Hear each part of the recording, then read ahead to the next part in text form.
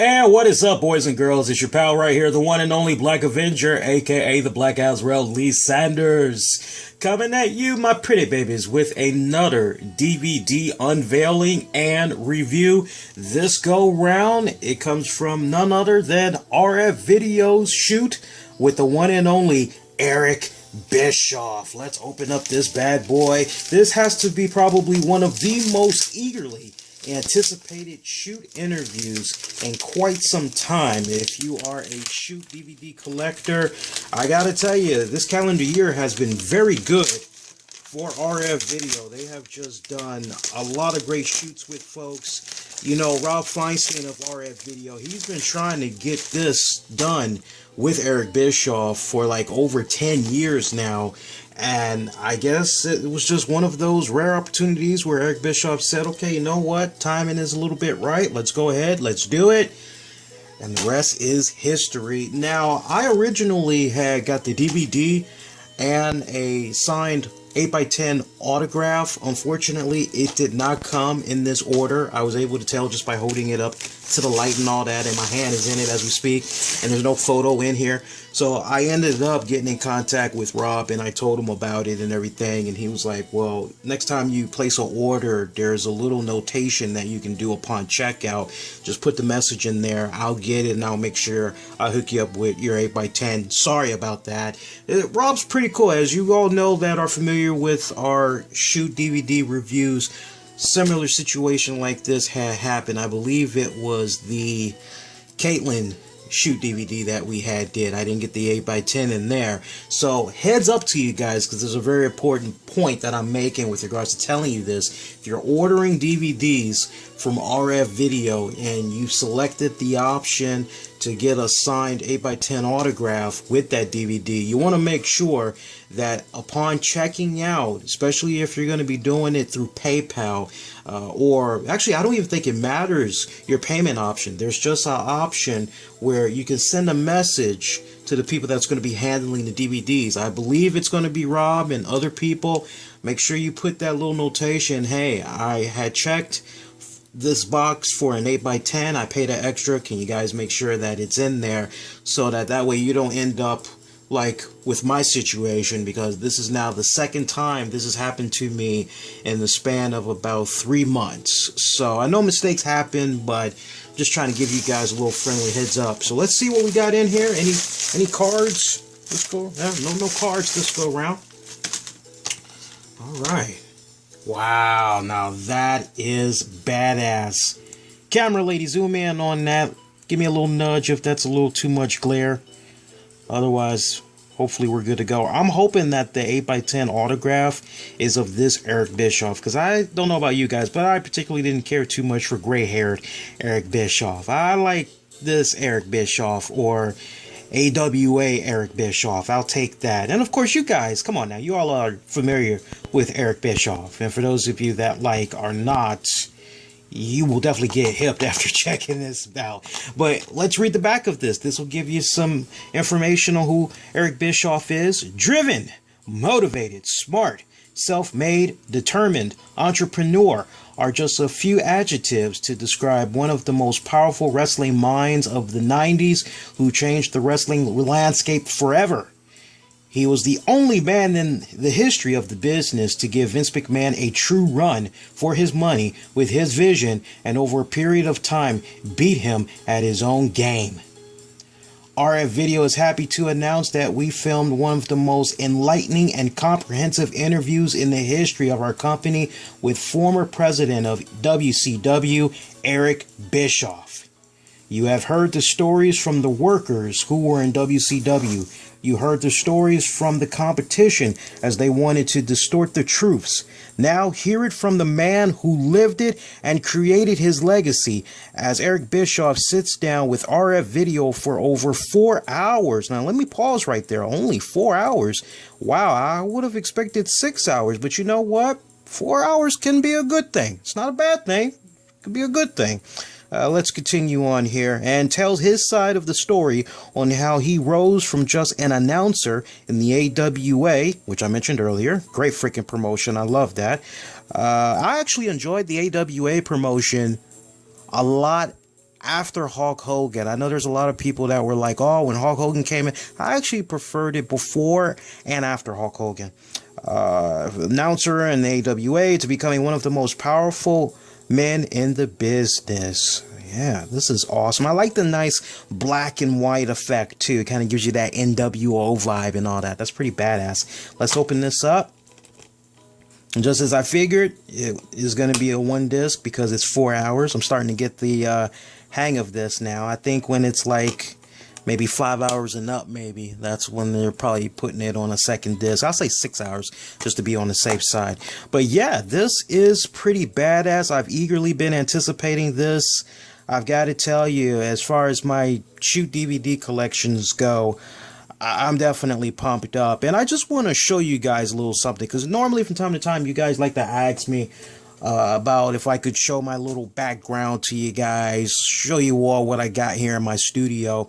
And camera lady, just let them get a nice little shot of all the DVDs I have so far. Alright, I mean, as you can see at the very top, we've got more shoot DVDs that we're going to be reviewing for you guys. But my collection is building up very, very nicely right here. We're working hard for you guys. All right, so what we're going to do right now is go on ahead, pop this bad boy in the DVD player, and we're going to come right back and we'll review it for you all, as that review is coming up right about now. Okay, boys and girls, it's now time for our DVD review portion for this Eric Bischoff RF Video shoot interview. I gotta tell you off the break, one of the things that just really jumps out there that at first I was a little bit upset about, but then I just kind of kicked back and I marinated on it a little more and I said, okay, I think I kind of see where this is going. And I know for a fact, those of you that love your shoot DVDs, you're gonna notice this off the break and you're gonna be very upset. You may jump to conclusions, and that's the fact that throughout the course of this 4+ hour shoot interview, there is no talk of TNA wrestling. I repeat, there is no talk of TNA wrestling. And I actually had reached out to RF Video to get a little bit of info as far as why there was no talk of TNA wrestling. As I'm watching this and I'm saying to myself, and I was actually talking to my girlfriend about this, I said, hun, I said, this just does not make any sense. This is 10 years in the making. Why wasn't TNA wrestling covered? And then I started just going through the process of eliminations on what might have possibly happened. And one thing that popped up in my head was, okay, well, maybe at the time that they had sat down and they were recording this, maybe, just possibly now, Eric Bischoff was still under contract to TNA Wrestling, but he had got the okay to do this shoot, just don't talk about TNA. Or maybe, quite honestly, Eric Bischoff did not want to talk about TNA at that point. Maybe he and Rob had said, okay, look, you know, we got something right here. This is 10 years in the making. Why don't we do 2 volumes? That's a good way to do it. Space it out and all that. So those were a couple of the scenarios that I had in my mind. I didn't get the vibe that Bischoff was just trying to be disrespectful to the TNA product and not talk about his time there. I was kind of getting that vibe initially, but I kind of said, no, it's not like that at all. It's got to be something entirely different. Maybe they're just trying to do a second volume. So I reached out to RF Video and I made a little inquiry on what was going on with that. And in a nutshell, I got verbatim, we will do another one with him on that.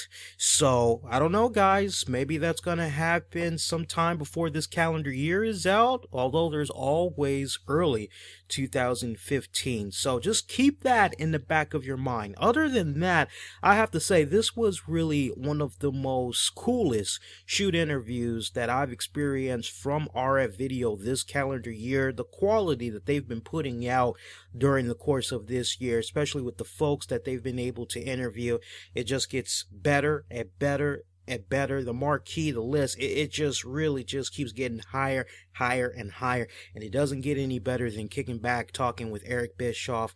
This has been in the making for Rob and RF Video for 10 years. And I love the way Rob had handled himself and his questions to Eric Bischoff. Now, Eric really comes off like he's not trying to hold anything back. He is just, he comes off very blunt, very sincere, and some of you may pick up a little bit of arrogance in some of the questions that he tackles, but it's not arrogance. If anything, it just seems like he's trying to really utilize the time that he has with RF Video to set the record straight on a lot of things that's been said about him over the years.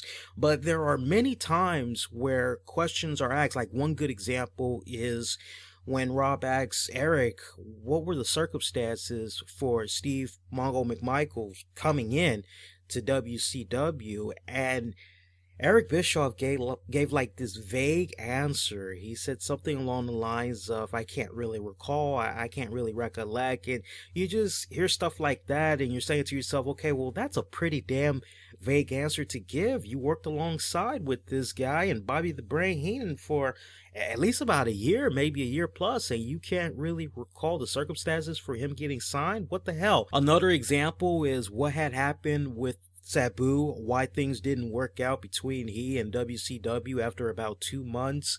There's a lot of stuff that is just happening throughout the course of this shoot that Eric Bischoff can't recall, can't recollect, he can't remember, and you just kind of get the impression that maybe he's bullshitting, or honestly, it could genuinely be a case where at the age of 59, it's possible that this man may have early signs of Alzheimer's, maybe dementia. I'm just saying. I'm just saying. I've experienced it firsthand with a family member or two.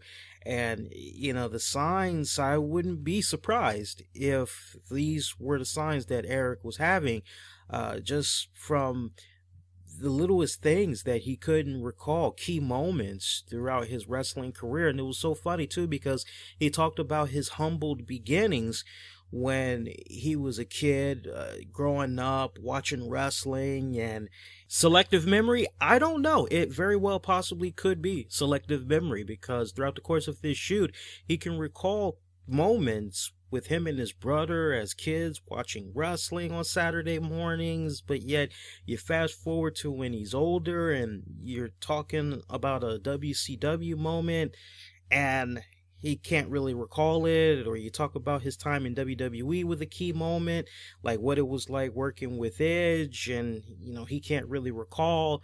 Very weird stuff that was going on right there. Selective memory, maybe early signs of Alzheimer's, dementia, possibly bullshitting. Well, on my bullshitter meter, it's definitely high up there, so I'm kind of leaning more towards bullshitting. But you talk about the humbled beginnings that Eric Bischoff had from way before he got into the business. He started off as a sales manager for a food processor plant. He hired and trained people. They were dealing with food in large bulk, to running a karate school. When he was a karate fighter, if you know your ESPN like that, you would have actually seen him appear on ESPN in a few fights. And when it was all said and done, all that work that he was doing, it didn't really pay the bills. To his humble beginnings in starting up his own landscape company while he was in the University of Minnesota, to working with Sonny Ono, who he met during a martial arts tournament, who was a really great kickboxer back in his day. Both of these guys had came up with this really cool game for kids called Ninja Star Wars, where basically you just run around and you're trying to throw these stars on people's vests and all that. And Eric had a couple of connections through AWA to Vern Gagne, as he had met Vern Gagne previously a few years back during a high school wrestling tournament or whatnot. And he pulled some strings together and he was able to get a meeting with Vern and his people. And he basically said to them, look, we got this really cool game. We have all the resources in the world for this game because we've used about 8, 9, 10 houses as our warehouse to store these games. So they're ready to go. They're ready to be shipped. Money's ready to be made. We just are having a hard time with the advertising. If you guys could promote them on your shows, we'll handle the shipping, we'll collect the money, and we'll split it with you 50-50. So that's exactly what they had did, and it really wasn't that successful. It didn't really kick off the way Eric had wanted it to, but he learned a lot from that as far as the marketing and business strategy goes, and that would ultimately lead him to having a position in the AWA where he was given a syndication job. Basically, a day or two he would spend on the road promoting AWA at local television stations, and then he would travel out on the road to the affiliate stations and help with the syndication over there. And he was just really grateful, very respectful, as it was a great opportunity. It's something that he still feels to this very day, as far as his involvement with the wrestling industry goes. As far as he's concerned, if it wasn't for Vaughn Gagne, there's no telling what he would be doing. He probably definitely would not be involved in the wrestling business of any type. And it's so cool too, because speaking of grateful and all that, Eric actually has a tattoo, grateful, the word grateful, on his left wrist. It's pretty badass. Of course, he talked about what had led to him becoming the AWA announcer, as it's nice to hear it straight from his mouth. Good old Larry Nelson. I loved Larry Nelson of AWA, by the way. He was freaking badass. Just a smooth interviewer. I love that guy. But apparently he had a few cocktails the night before. He had got a DUI, and he was trying to make bail the next day. Wasn't going too good. Meanwhile, 30 to 50 people from the AWA promotion, they had flew in, and this is something that would happen once a month, as all those wrestlers and talent would come in, and they would do market edited promos for that specific city. So it's kind of like, hey, when the Hulkster comes through Chicago on August 26th, Kurt Hennig, I'm going to give you an ass beating. And it was basically some stuff like that. Talent was waiting for hours and hours and hours, and one of the Gagnes had came up with the idea of using Eric Bischoff because he had a great looking face, he wore a suit. Go for it. And after that, 1 month they would go with somebody else who was much worse than Eric Bischoff. Then they'd go back to Bischoff. Then the next month they go with somebody else, and then they went back with Eric Bischoff, and it just kept going like that for a series of months until Bischoff was finally made the go-to guy. He also had tackled one infamous night where him and Diamond Dallas Page had gotten into a very loud and obnoxious argument, as he recalled it just being one of those scenarios where he was just really tired of a lot of the things that Page was saying. And it just got to the point where Bischoff had asked Page if he wanted to go outside and throw it down. They went outside. Page went in his vehicle and drove off. Bischoff went back inside the bar, had some drinks with his wife, mellowed out. They went back to the hotel. As soon as the elevator doors opened, there's Diamond Dallas Page right there looking at him, ready to go at it. But they just said, whatever. And they actually became really good friends after that. And this is actually a great transition, too, with regards to Diamond Dallas Page. Because while a lot of folks feel that the only reason why Diamond Dallas Page had any type of success that he had in WCW was because he was friends with Eric Bischoff, Eric rebuked those rumors. He said, look, when it's all said and done, the whole purpose of Diamond Dallas Page being elevated the way that he was there a small part of me that, as his friend, I wanted to see him do well in the company? Yes, I did. But at the end of the day, WCW was not about elevating Diamond Dallas Page. It was not about making Diamond Dallas Page successful. It was about making money. It was about getting those ratings. And did it help that EB was in a position where he could kind of help Diamond a little bit? Try to figure out the best way that DDP could be utilized on the roster? Yeah, the friendship did kind of help to a certain extent, but he really feels in his heart of hearts that Diamond really did deserve everything that had came his way. And he also had talked about how behind the scenes, Diamond was very, very influential and helping with the roster, especially when it came to getting Kevin Nash, Scott Hall, and all that. You all know the rest of that story with regards to that. But back to AWA, he kind of realized that things were starting to go south for that promotion when it would take 3 to 5 weeks for him to get a paycheck from Vern. And it wasn't even the full amount that he was owed. It was only a partial check. He didn't have any backup plans. He was determined to stick it out, but he had the notion that once he was out of the AWA, as far as his wrestling career goes, it would be over. So he actually had got permission from Vern to go do an audition for the WWF back in 1990. And he actually noted how he saw footage of his audition and Kevin Dunn's just in his ear talking about some random shit, nothing even related to what he was doing for that audition. And he said, I looked at that footage and it's just so raw, it's so natural. If I were to look at that guy now, today, I would actually give him a job, but I would not put him on TV. That guy can definitely be molded and all that. I'd hire him. I just would not put him on TV. So he kind of regretted that WWF didn't hire him, because he really felt that just off the raw talent that he was able to display, that it should have been enough to get him in the door. And then from there, he had went on and got blessing from Vern to get in contact with WCW to see if maybe he could get a job. So he ended up speaking with Jim Herd down in Atlanta. Jim Herd wanted him to come work for them, and the rest was history. So he went on down there, had got a great freaking salary, $85,000 a year, good gig. It had involved a lot of syndication, national type of work. He would talk about how he would hang out with Teddy Long on Fridays, going to a restaurant, a Mexican restaurant at that, for drinks and nachos. In hindsight, he felt that Jim Herd knew nothing about the wrestling business, but at the same time, Jim Herd had told him, look, you're hired because I want you to keep Tony Schiavone and Jim Ross off balance. It's your job to make those guys miserable.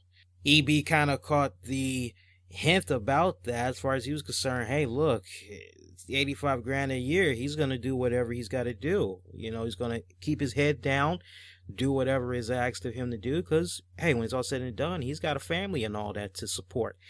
Jim Herd, he felt, was very supportive of him and his work, but very detail-oriented, hard-working man. Talked about first impressions of Tony Schiavone, said he was pretty quiet, always hard-working. Jim Ross, always a professional and all that. Paul Heyman, him and Paul, they never were really friends. They never really got along. Lex Luger rubbed him the wrong way. The way he communicated just reeked of arrogance. Same could be said for Eric Bischoff, but that's just maybe with the way he might look at you or whatever like that. Once you really took time out to keep talking to Eric, you get to know him, you realize he's not a freaking dick. But Lex Luger, on the other hand, just radiated arrogance, and Lex might have not even been aware of it, but that's exactly how he came off. As far as the differences go in WCW and AWA, with WCW there was more latitude. With Vern, there was a clear idea of what he liked and didn't like. In WCW, it was just basically go in there, do your fucking job, move on. From there, the talk of when Ted Turner came in, purchased WCW, was brought up. As far as Eric was concerned, Ted bought a bankrupt company that was already dysfunctional as well as mismanaged. When you buy something that's broken with people who broke it in the first place, still in play, mind you, you're gonna have problems, and it took them some serious time to turn it around. One of those ugly blemishes during the whole mismanagement dysfunction that was going on with WCW was, of course, Cowboy Bill Watts, who, as far as Eric Bischoff was concerned, was just a verbal bully. He was ass ugly. He was trying to do an old TV show from the 70s, and it was just not working. You basically had freaking winos that were there with their brown paper bag lunches and bottles of beer and all that. And he just did not like the way Bill Watts was operating. And mind you, when the day came that Cowboy Bill Watts was fired from WCW, Eric Bischoff was definitely very happy with that move. So, of course, you all know eventually Eric Bischoff, he had came into power.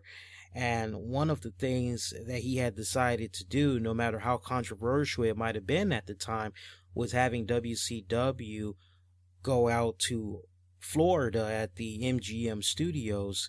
As funny thing right here, I don't know how many of you all were aware of this, but as far as he was concerned, more money was being spent, but there was like this blueprint that in the long haul it would actually help them out a ton, as there was an oversight of their budget. $25 million of revenue was going in every single year, but every year they were losing $10 million.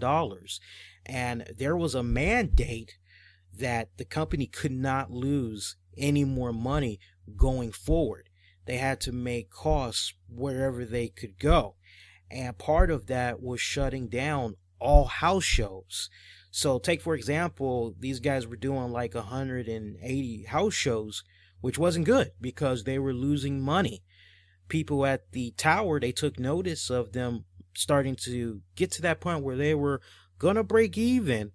Looked as though they were finally gonna start seeing green, not red, no more red. They were about to start breaking even, and that's when they finally started to work with Eric Bischoff as far as what he needed with regards to their budget and all that. See, a lot of people over the years were under the impression that Eric Bischoff just had an open checkbook. He could just go to Ted and, okay, boom, he did not have access to Ted Turner like that. There was always a middleman, a buffer. There were channels that EB had to go through. And every single year, when it came time for TNA to get their budget together, they would have to figure out with their own respective team, okay, this is what we need for the upcoming year as far as production costs go for our shows, our advertising and all that. This is what we need to help us get through the year.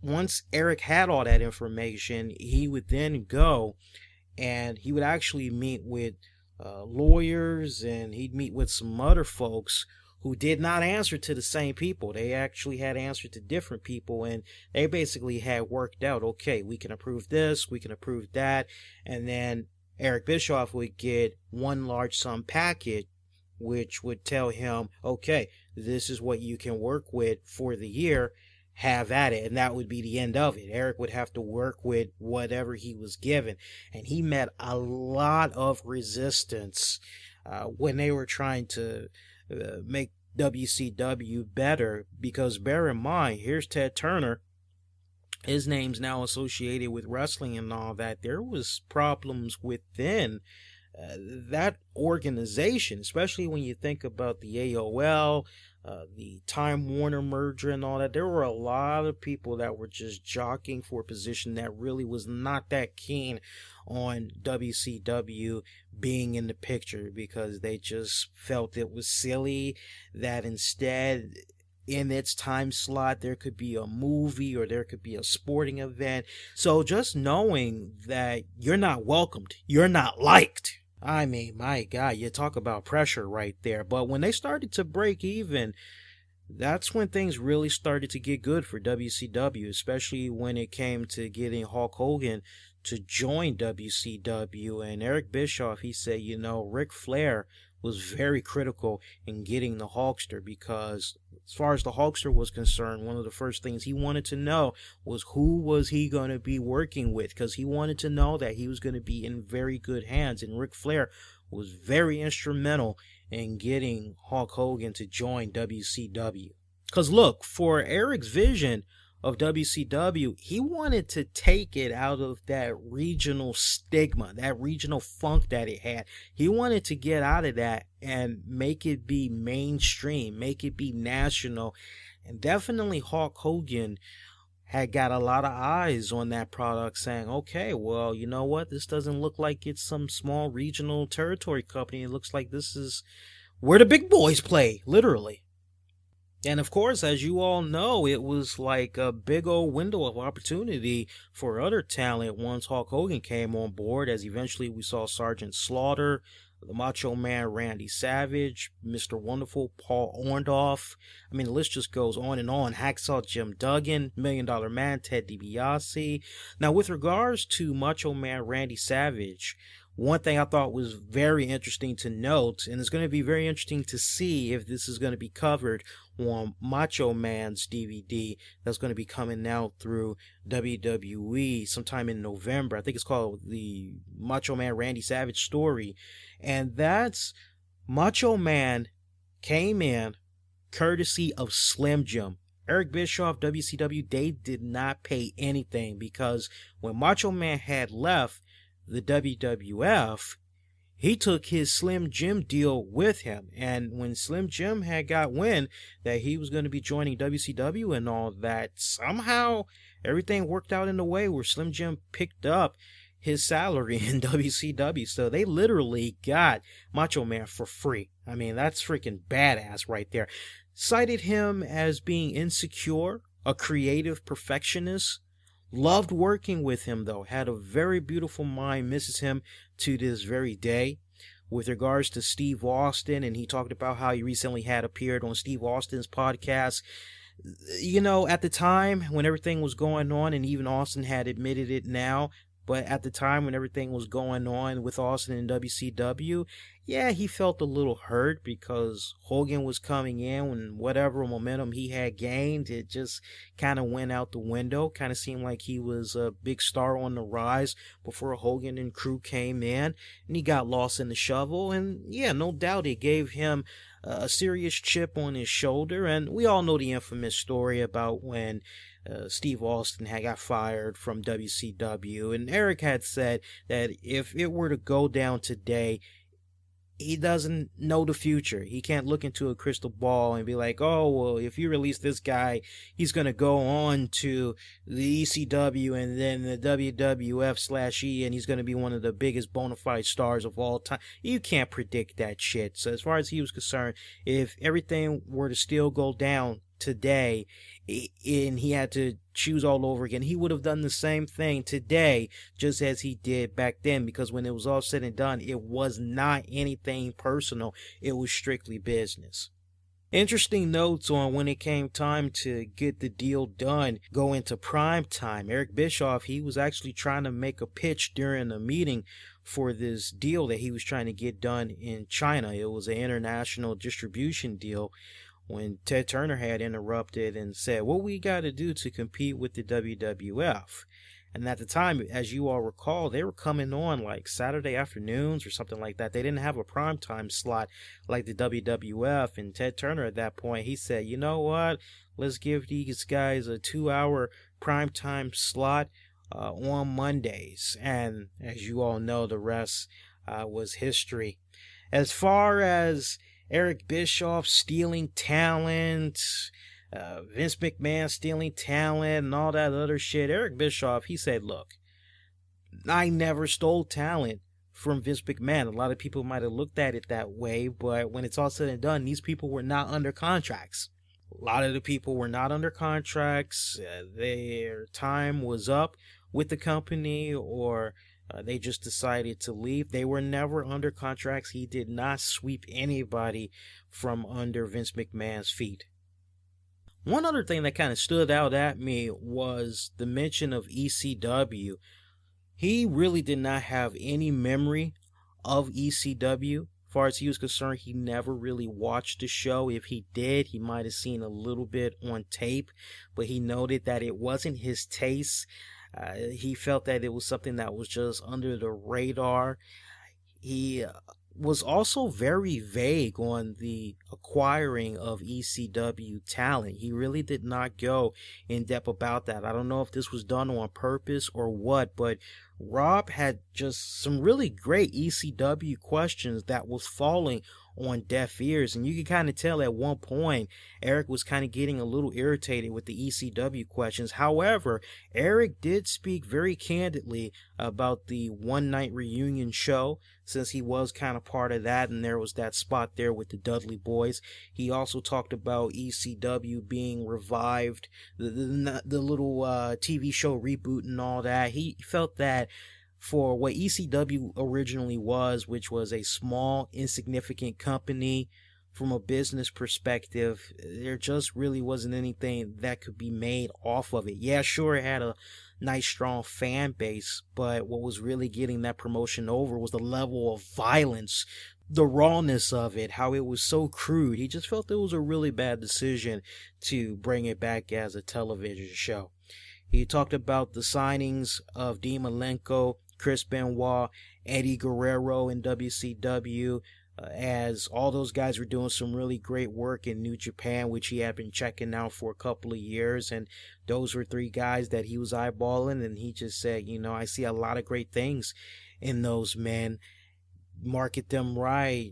These guys could be some really good key points for their WCW shows, and which they were. I mean, you can go back and look at any match from any of those three guys. You'll never be fucking bored. Any match from those guys in WCW, always a classic.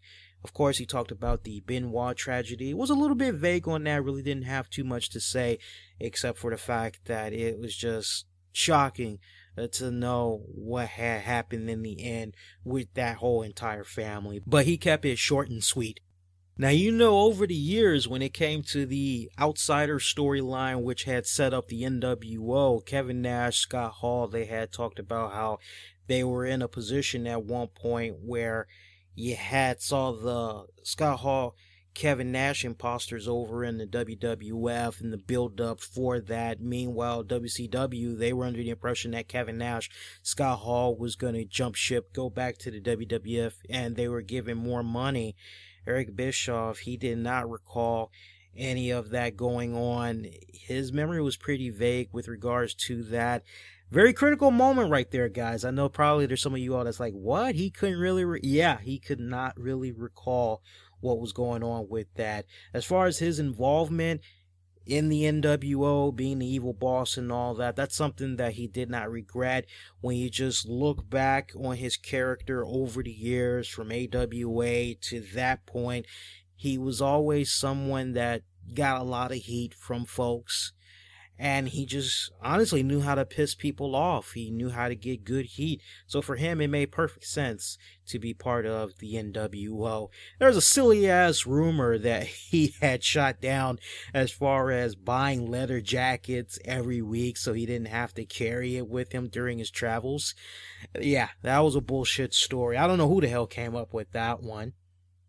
Other honorable mentions include when Bret Hart had came in to WCW, and he revealed some very interesting notes with regards to that one. At no time did Eric Bischoff want for Bret Hart to come into WCW as the WWF champion, because remember the lawsuit that had went down with the copyright trademark infringement that was going on with the WWF for Kevin Nash, Scott Hall, and the way WCW was utilizing them. He did not want another scenario like that on his hands. So he said to Bret, at all costs, don't want you coming in as the WWF champion. That was something that they were trying to avoid.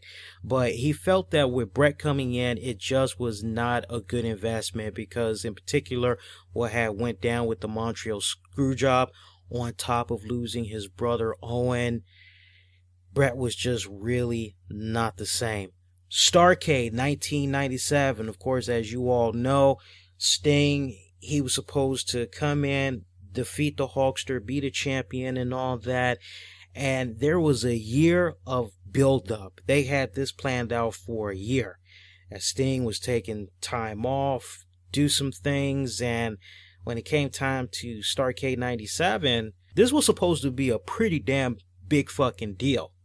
But when Sting came in, he didn't have that intensity, he didn't have that energy, and when it was all said and done, unfortunately, Sting was going through something very personal at that time. Bischoff would not go into details about that. He basically left it up to Rob to talk to Sting about that, but he knew what was going on, and he understood what all was happening. You all remember that fast count that happened in that match, and he did admit if he could do a few things over again, he definitely would. Other honorable mentions include Bischoff's thoughts on working with Kiss, Dennis Rodman, Karl Malone, Jay Leno, David Arquette. David Arquette being the WCW World Heavyweight Champion, working with Master P, to Kevin Nash becoming a booker, WCW Thunder happening, him being let go from WCW, coming back again, and then working with Vince Russo.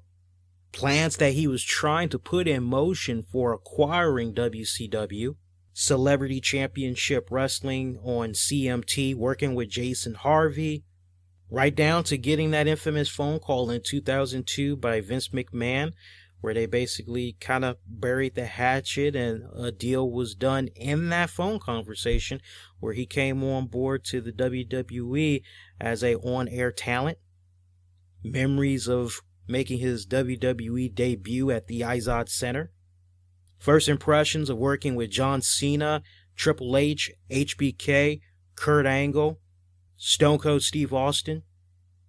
Being written out of the storyline, and if he'd ever go back to the WWE. All in all, despite the fact that TNA Wrestling was not brought up, I can actually put that to the side and say this is a very well-rounded, very fucking awesome shoot interview DVD. A lot of questions were tackled. There was definitely some things that was on my mind that I felt Eric Bischoff did a really good job in handling.